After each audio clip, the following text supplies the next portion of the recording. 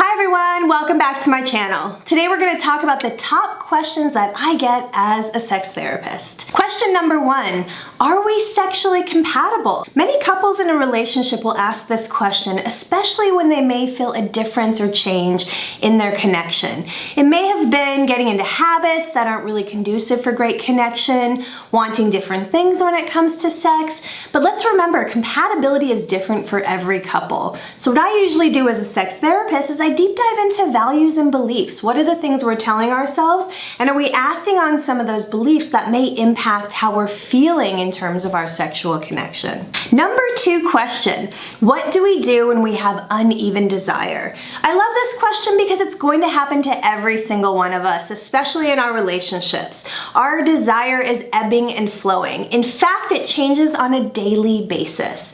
The goal is never to meet our partner's desire, but it's to be able to navigate those highs and lows, normalize the fact that our desire is constantly changing, and come up with solutions that allow each partner to get their needs met, to talk about connection, and to be able to evolve and change so that there is no normal standard that we have to follow. Number 3 question, how do I discuss my sexual fantasies and desires without feeling embarrassed? It's common to feel embarrassment. There's so much shame around sexuality, but let's remember, sexual fantasies and interests are sometimes things that we don't want to act out in our relationship, but they might get us turned on, they might feel good, they might be part of our erotic imagination, so talking about it is a great practice in intimacy and vulnerability. If anything, it gives you the tools and communication to break down the shame around sex and also build sexual empathy by being able to listen and reflect on your partner's interests without yucking their yum, without feeling embarrassed. It's so important that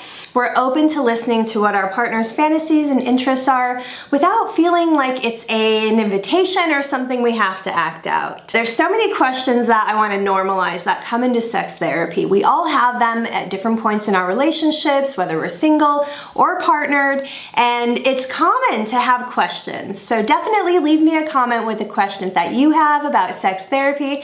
I'll see you all in my next video, and make sure you hit that subscribe button.